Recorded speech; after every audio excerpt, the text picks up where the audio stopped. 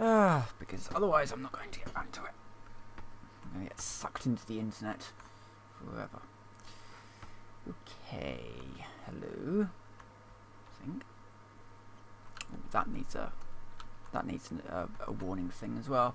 Right, hello everyone. I'm Iron Phoenix and welcome to Stationeers. I've been doing some work on this. I know, surprising, right? Videos have happened.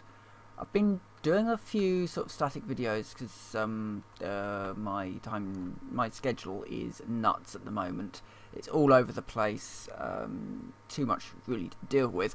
So I have been doing some more little static videos here and there. Plus I've also been, let's just say, recording some test pieces for something that I've been thinking about doing for a while. And I'm going to have an awful lot of time on my hands without necessarily having the internet, so, you know, all that will be sort of kind of interesting. But for now, I'm going to be doing some Stationeers work. I have, actually there is some bits and pieces that I need to say. So this map is now on Workshop. I did a video about it earlier today. This map is now up on Workshop. You can go onto my Workshop page, which, if you go to the last video anyway, it's on there. I've linked it into there. I've also updated the little XML edit that I use to allow for lead and silver, because there are now some recipes in the thingy that require lead and silver that are going to be quite useful. This is the beta version of Stationeers, so it has this lovely cladding thing, which I'm going to be using a little bit more of. Kind of got all these curved shapes, which is epic. And I think that's it. I mainly moved over here because I wanted to see if the new doors are in. The new doors look kind of awesome, and they're not in yet, unfortunately, but hopefully soon. So things that I did, well, they modified how the power works, it seems, and I ended up playing whack-a-mole with a load of cabling. I think I fixed it all now, so the entire base is back online. I've also flipped this blast door around and wired both of these blast doors, I think, are now into the grid. If not, no, this one isn't quite in the grid yet, so I'll just stick this one in. So yeah, this map now is up on Workshop. I have made a few modifications here and there. I've edited this code, so the code for this machine by default is 500, and I believe it's saved with the lock off, so you can actually go in here, remove these panels here that hide all the inner workings, and you can actually see how the lock is made. That's basically why I released this map in the end, because in the end it's a bit of a teaching tool, I guess. You can kind of see the experiments that I'm doing at the moment in there, and although it's not up to date yet, and I probably will update it tonight, probably, just because since then I've done a huge amount of work on this little room here, which in the version that's on Workshop at the moment, it doesn't have the roof and it doesn't have all the nuttiness here. This isn't quite finished, I have to say. Right, let me just kind of explain what all these things do. Right, so this monitor up here outputs the pressure that's in that tank. This one records the pressure inside the room, and this one records the pressure inside the extractor. The reason for that is that you can blow extractors out, so it is quite useful to see how much pressure you are actually pushing into the extractor, because that's going to output into a pipe, and if it's not running fast, if the system's not running fast enough, the whole lot can blow. So there's that. There will be, and there's this thing here for putting your oxides and hydrogenous volatiles into there, and then it will take it into there, stick it into an arc furnace, heat it up, release it into the room, and then hopefully put it into that canister in the back there. All of this stuff here decides what these things say, so that's kind of why, you know, uploading this stuff is a good idea all in all. I've just fallen into a hole because I went to grab my drink. But this world is also going to end up with an awful lot of experimental things. Should note, yeah, because it is in beta, you will actually require beta to run the map. If you don't run it with beta in, a bit unsure what will happen, but chances are at worst you'll probably not have the cladding. So yeah. Right, what else do I need to say right now? I don't think that there is anything else. I'm just going to basically potter on and see if I can get this thing up and running. The idea behind this is that you'll be able to pull a lever. This will close the door and activate the arc furnace. It will also turn this light on to say, hey, this system's on, which is what all this stuff back here is about. In fact, I should be able to turn it all on. Except, is it not hooked up to the grid? Oh, yeah, and there's also this third-person mode that they've put in, which it's on scroll wheel if you don't have anything open. If you do have anything open, then it does that. I don't know. I'm not too used to it yet being there. It's probably quite nice for those people who want to play in third person, but I prefer first person. It's just one of those things. I don't know. It's kind of more like the you know, the difference between your third person sort of Stationeers kind of game and Alien. These vehicles, these things where you're like cracking open airlocks, I don't know, it feels more Alien to me. You know, you come across an abandoned base, you lever open the door, and you kind of explore through it to find what went on there. I feel like this game has an awful lot of promise later on, especially with like in the modding scene.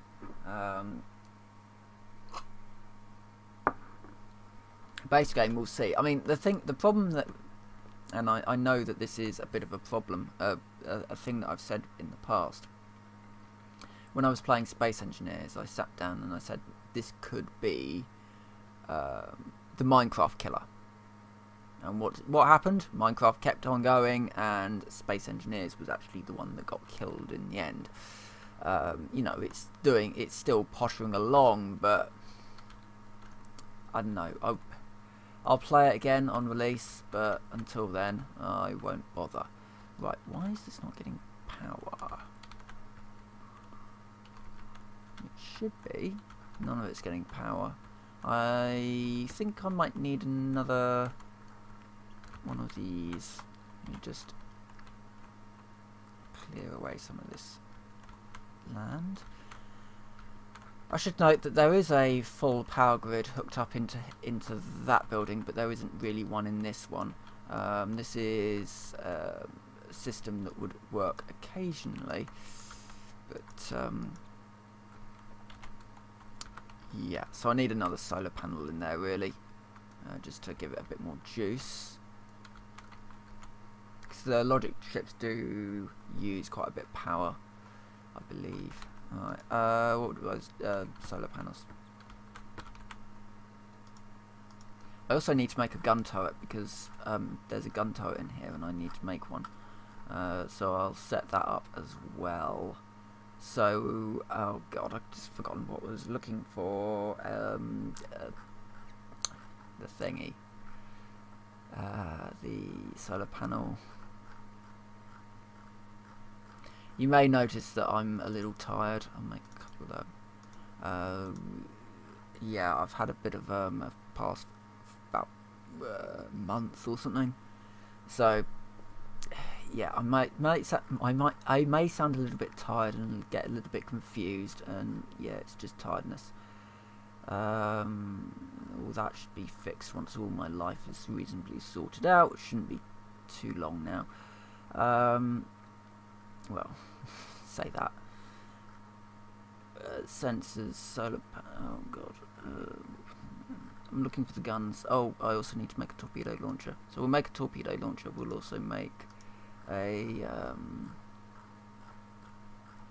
turret.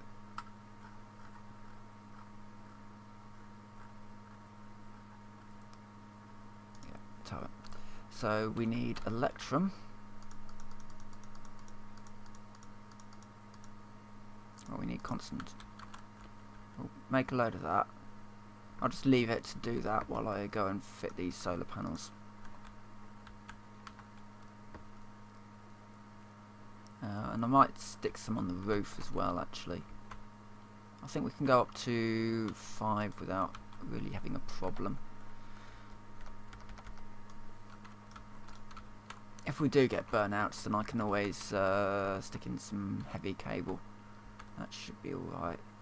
Yeah, I can just do that actually. But I do need the glass panes. I need to find the glass panes anyway. Iron sheets. No, I do have some glass here somewhere.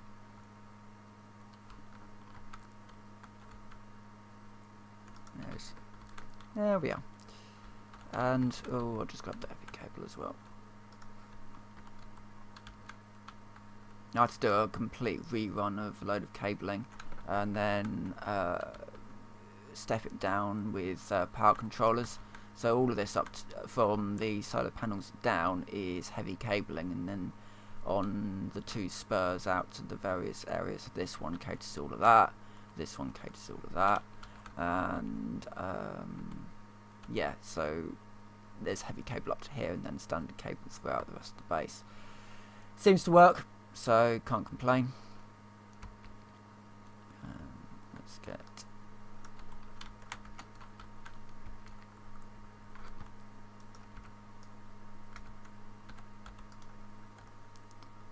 three-way junction is what I want. The right way around.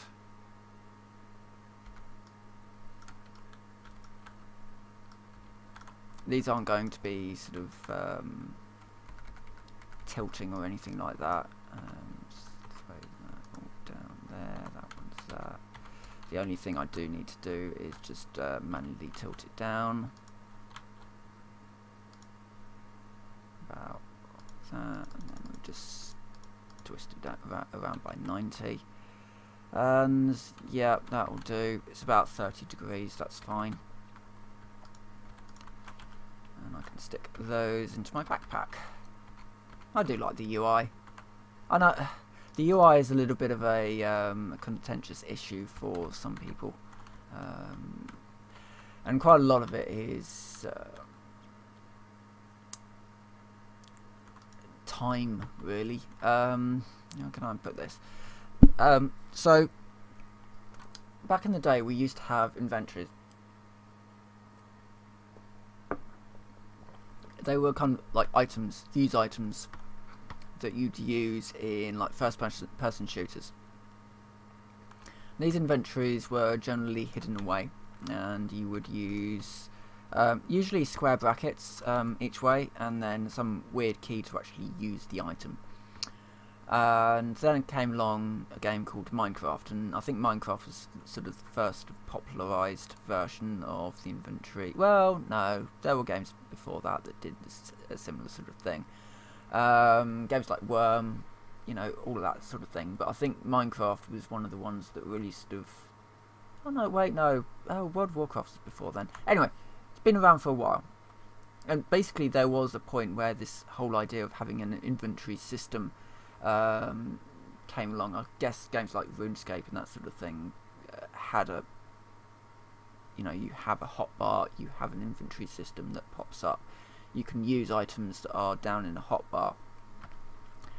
And then this game came along, and you know, people are so used to having an inventory system and a hotbar that you kind of forget that actually games can do inventory systems however they like. It doesn't have to be one way. And actually, in this game, it seems to work pretty well. I have to say, I'm quite surprised. It's a bit clunky at times, but I don't know. It's I like the idea of just sort of being able to move around and just kind of select a tool and do what I need to do. The idea that I can basically access my entire inventory using buttons whilst moving around the map, actually that's kind of useful, especially when you're doing some larger builds. You know, stack sizes are a little bit awkward sometimes, but you know, you can work around that. Right, I need to wait for the sun to come up before I can do anything more there. This may not be a long video, I have to say. This will probably just be a short half-hour one. Yeah. And also, I should say, the other side of this game is that you can just leave things lying on the floor, and it doesn't matter. I would quite like to have almost like a storage crate.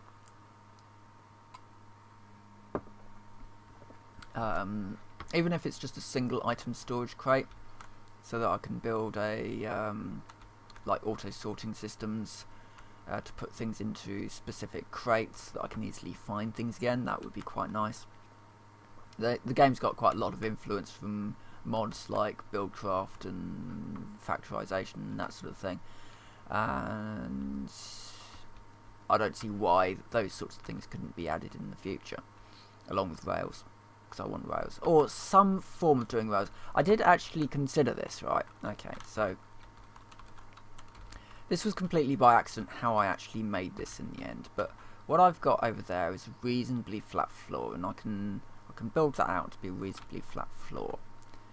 Now, when motherships come along properly, what I'm thinking may be possible is to build a mothership on Rails. I've done it before in Space Engineers, and I've done it before in other games, and some of which do actually still use the Unity engine. What was it? Scrap Mechanics. I've done some similar things like that in there. So, yeah, theoretically, it could work. You can put a machine on some probably straight rails, and then use thrusters to move it along a rail network. And then, you know, getting it to here, dropping the items could be the problem bit, to actually automate that bit. But, I don't know, theoretically, it would work. In practicality, everything will probably go horribly wrong, but I'm interested to see what will happen when we can actually sort of build motherships. I know there is a way of getting them into the game, but once you place a mothership core, I don't believe you can remove it, and I kind of want that ability to be in the game first. I'm going to patch that hole though, and just grab some frames. So yeah, I mean, that was just sort of a little theory that I'd had. Oh yeah, because we're making this thing. Okay, right, we've got loads of that.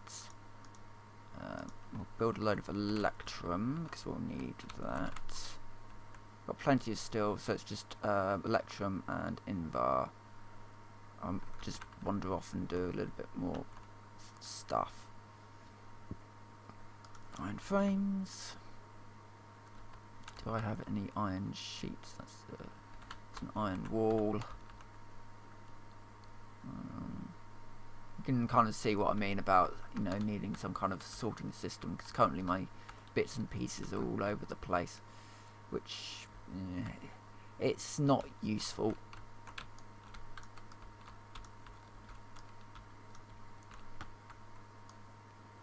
But you can kind of see how a rail system might work in the game, and I'm interested to see what's going to happen in the future, put it that way. So that's generating 105, that's generating 106. That should generate enough power to run that system. Things are kind of coming online enough. Right, that is going to be the wrong way round.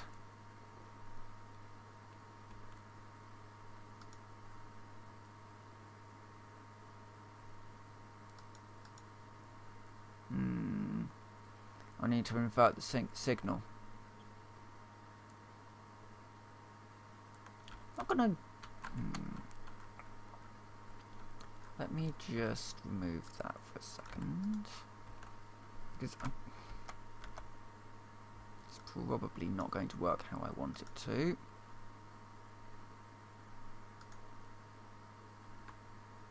It is, however, state 0.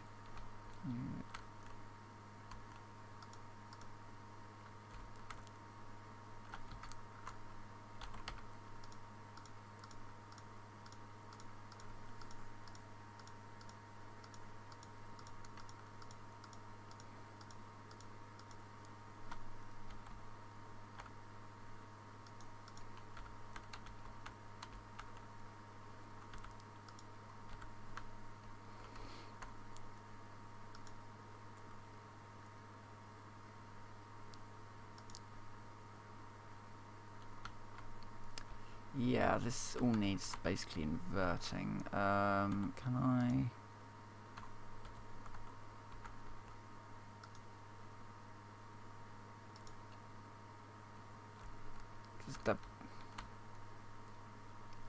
It's the door. The door is the problem bit.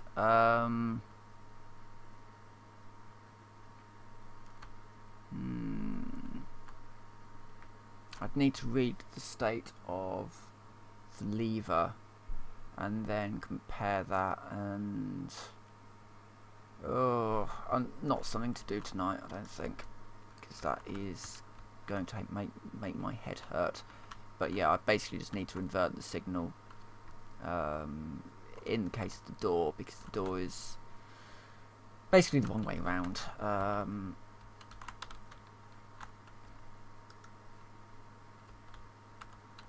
But yeah, that's doing all the bits that it should be doing, apart from the door. So that's turning the light on, turning that on, but it's also opening this door, and that's not what I want. I need it to close the door. Okay, shame there's not an inverting... Well, there is, thinking about it, because you can...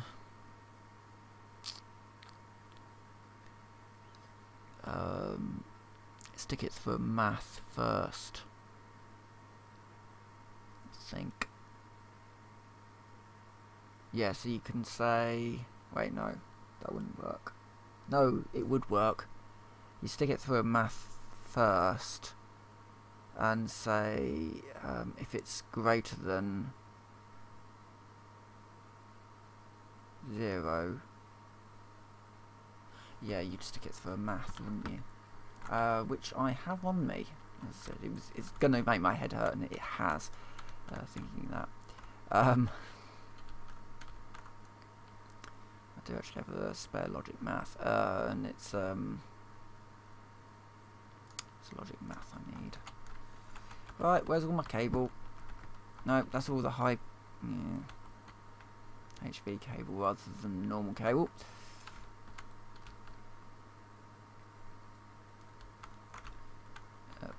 God, where is all my cable? There it is. Right, let's go and get this one set up. So the idea being that what it's going to do is it's going to, where's my screwdriver? There it is. Instead of pulling the value directly across, because that's not going to work, what we need to do is we need to use a... hang on.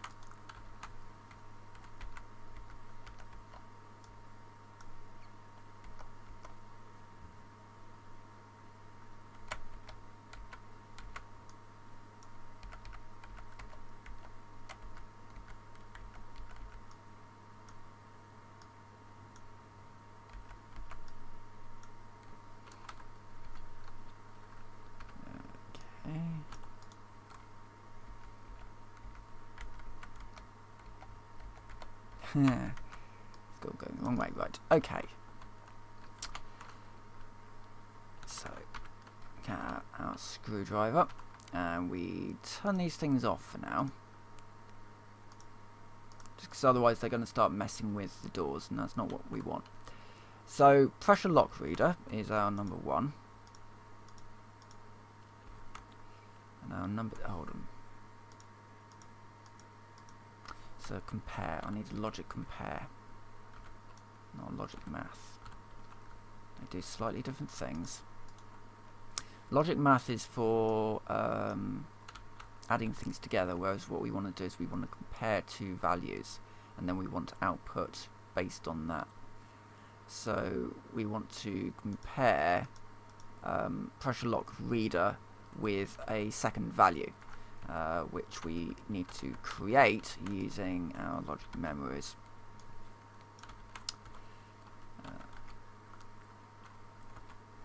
Yeah, you may notice something, that I actually carry around with me a load of logic chips, because actually logic chips are rather needed, I find, in my builds.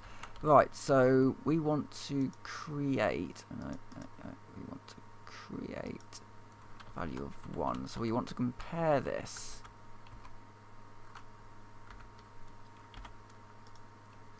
Come on, no, turn. Battery's empty. Right, need to go and get another battery.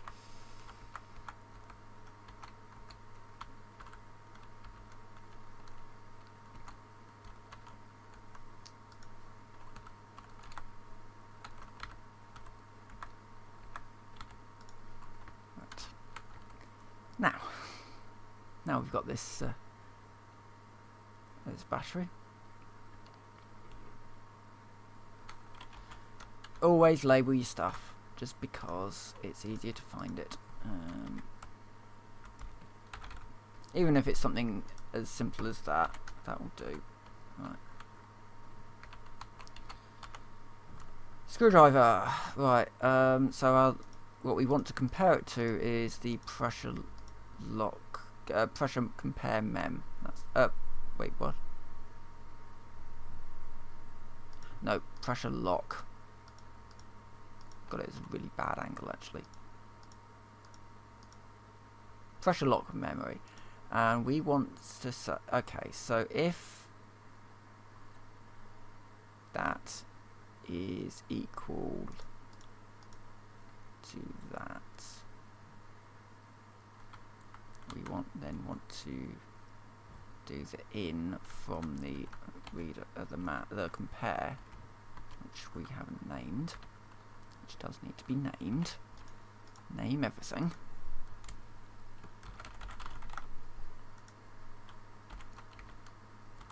Right, so pressure compare.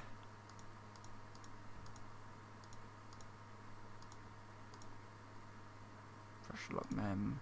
Pressure lock compare. Oh, done it to the wrong one. Pressure lock reader. Right. Here we go. So the input is the pressure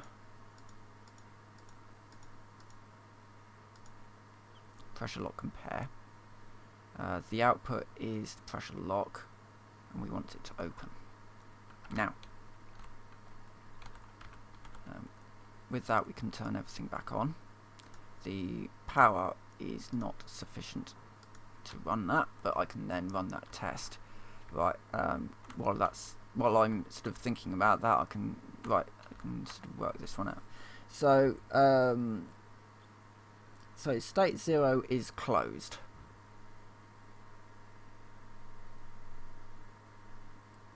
So if that's 1, then we want that to wait. No. Wait. If that's 0.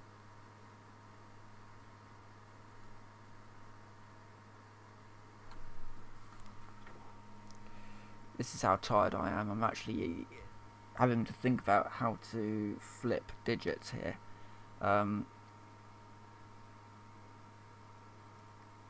So if it's 0,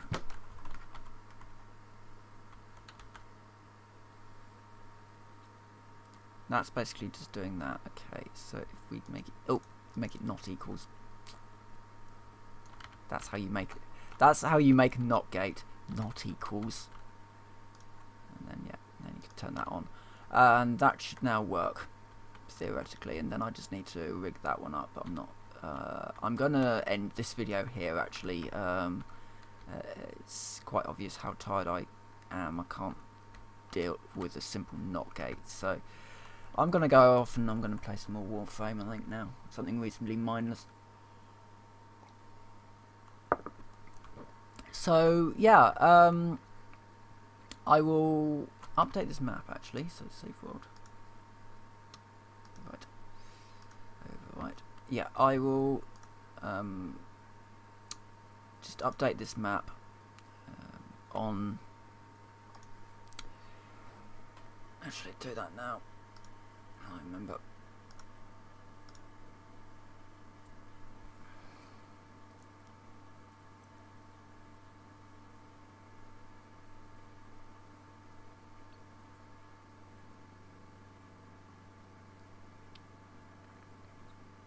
Okay. Right. The map is now updated to the latest version. So all of the changes up to now should have been done. So if you are new to the game and you want to do something interesting with doors or build locks or whatever, that is that map is there for people to learn from ultimately. So yeah, with that I will say thank you very much for watching, and I will see you next time.